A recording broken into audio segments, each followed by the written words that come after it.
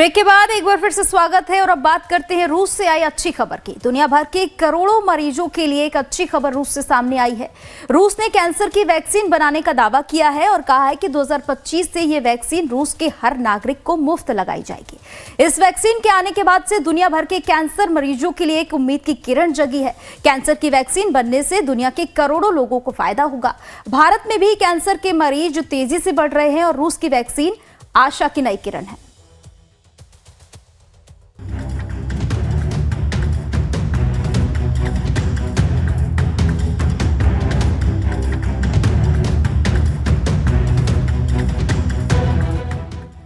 रूस ने ऐसा दावा किया है जो दुनिया में उम्मीद की नई किरण का संचार करने वाला है।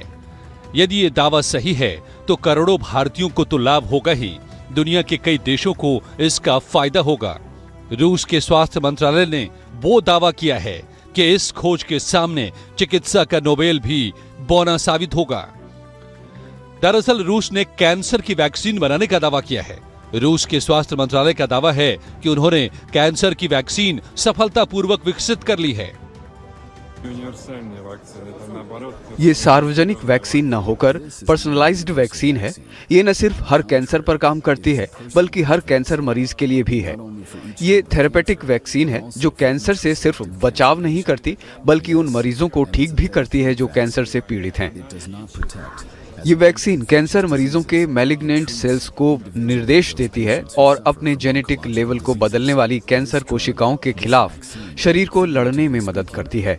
वैक्सीन लगने के बाद मरीज का इम्यून सिस्टम जिस कोशिका में वैक्सीन लगी है और जो कैंसर वैक्सीन है उसकी पहचान करता है और इम्यून सिस्टम में ही मौजूद कोशिकाओं को कैंसर सेल से लड़ाता है और कैंसर सेल्स को खत्म करता है।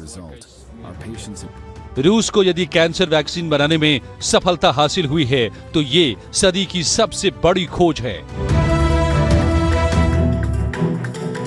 रूस का कहना है कि कैंसर की वैक्सीन mRNA बेस्ड है।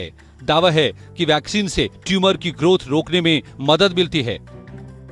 रशिया को इस चीज के लिए बहुत बड़ी बधाई। ये बहुत बड़ी खोज है और आने वाले टाइम में इसका फायदा बहुत सारे कैंसर पेशेंट्स को होने वाला है। इसका जो बेसिक कॉन्सेप्ट वो ये है कि एक जैसे बेसिक पहले क्या करना है कि टिश्यू या ब्लड सैंपल लेके कैंसर को एनालाइज करना है। उस एनालिसिस में ये समझ आएगा कि कैंसर कौन सी जीन्स एक्सप्रेस कर रहा है। उस जीन्स को एनालाइज करके वो एनालाइज करेगा एक एआई प्रोग्राम, मतलब बेसिकली एनालिसिस होगा। उस एनालिसिस को रीड करेगा एक एआई प्रोग्राम और स्पेसिफिक कैंसर एंटीजन जो होगा जो सबसे ज्यादा एक्सप्रेस्ड है, मतलब कैंसर के अंदर ये एंटीजन या ये पाथवे सबसे ज्यादा एक्सप्रेस्ड है, वो उसको आइडेंटिफाई करेंगे। उससे एक mRNA उसका RNA बनेगा। बेसिकली RNA वो होता है जो उस एंटीजन को बॉडी में बनाता है, तो वो न्यूक्लियोटाइड सीक्वेंस जिसे हम बोलते हैं। तो उस RNA को फिर एज अ वैक्सीन दिया जाएगा। उसको जो एंटीजन प्रेजेंटिंग सेल है या डेंड्रिटिक सेल है वो उसको लेंगे और फिर वो एंटीजन को मतलब बॉडी में एक्सप्रेस करेंगे। तो जो हमारा इम्यून सिस्टम है, जो टी सेल है, वो उस एंटीजन को पढ़ेगा और उस एंटीजन से वो कैंसर सेल्स की तरफ डायरेक्ट होगा और फिर कैंसर सेल्स को एलिमिनेट करेगा। रूस की यह वैक्सीन प्रोटीन सेल्स के जरिए कैंसर की रोकथाम को रोकती है। वैक्सीन की ये तकनीक दुनिया भर में जांची परखी तकनीक है। mRNA को मैसेंजर RNA भी कहते हैं। ये इंसानों के जेनेटिक कोड का छोटा सा हिस्सा होता है। ये छोटा सा हिस्सा हमारी कोशिकाओं में प्रोटीन बनाता है। जब कोई वायरस या बैक्टीरिया हमारे शरीर पर हमला करता है तब mRNA काम करता है।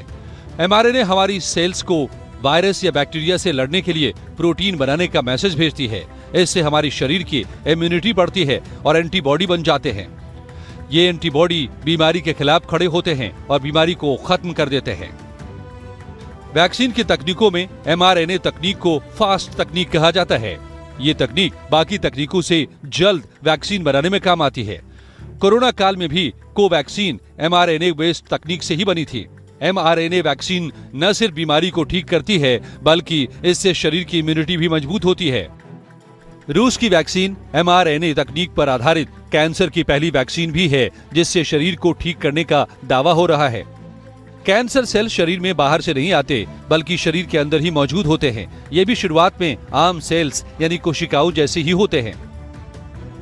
कैंसर की शुरुआत शरीर के किसी भी एक सेल यानी कोशिका से होती है। ये कोशिका दूसरी कोशिकाओं के मुकाबले अलग बर्ताव करने लगती है।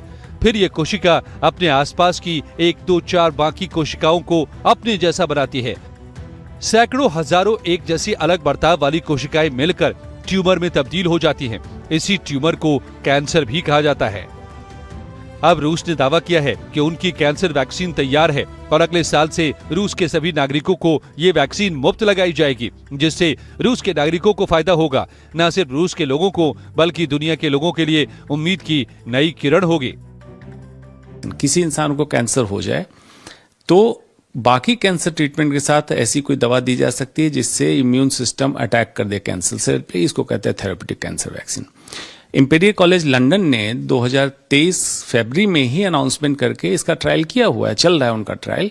इसमें बेसिक ये जो रसिया ने क्लेम किया है कैंसर वैक्सीन, पेशेंट का ट्यूमर सेल निकालना है तो पर्सनलाइज हुआ, उसी पेशेंट के कैंसर के एंटीजन मतलब उस पे जो प्रोटीन है उसको एक्सप्रेस करेगा।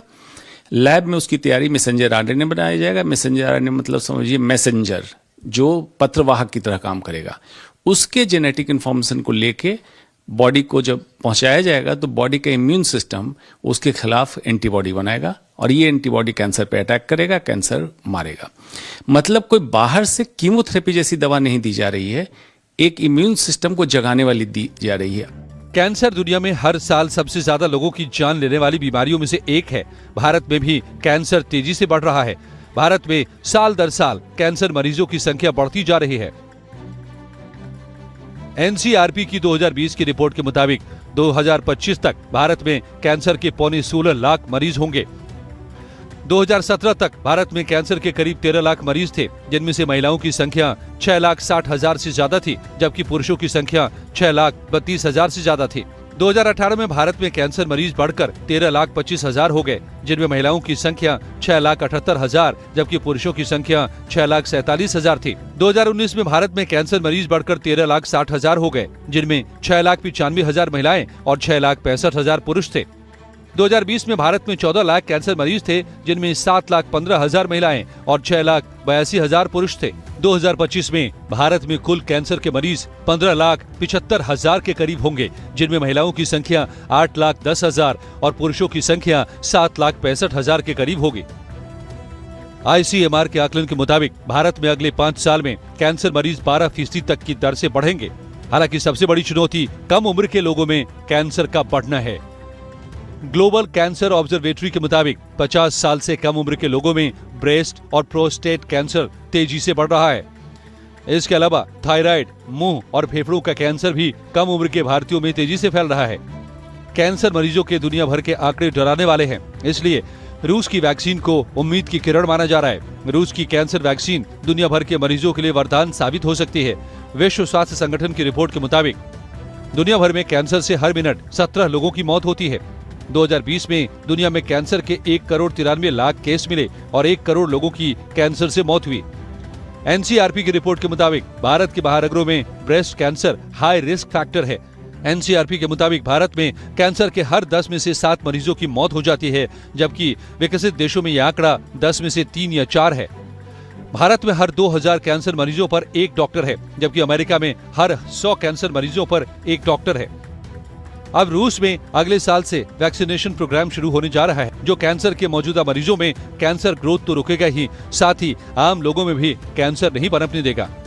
भारत उम्मीद कर सकता है कि रूस से बेहतर संबंधों के चलते ये वैक्सीन जल्द भारत में आए और भारत के लोगों को भी इससे राहत मिले। भले रशिया दावा कर रहा हो कि उन्होंने कैंसर के अगेंस्ट ड्रग या वैक्सीन बना लिया है, भारत के डॉक्टर्स की माने तो ऐसा भारत में होने में काफी समय लगेगा। डॉक्टर्स का कहना है कि उस वैक्सीन को भारत में आने में काफी समय लग सकता है। डॉक्टर्स की माने तो आपको वैक्सीन के साथ साथ पुराने मेथड्स जैसे कि सर्जरी, रेडियोथेरेपी और कीमोथेरेपी लेना भी जरूरी होगा। मैं प्रियंका, कैमरामैन कपिल के साथ लाइव टाइम्स दिल्ली।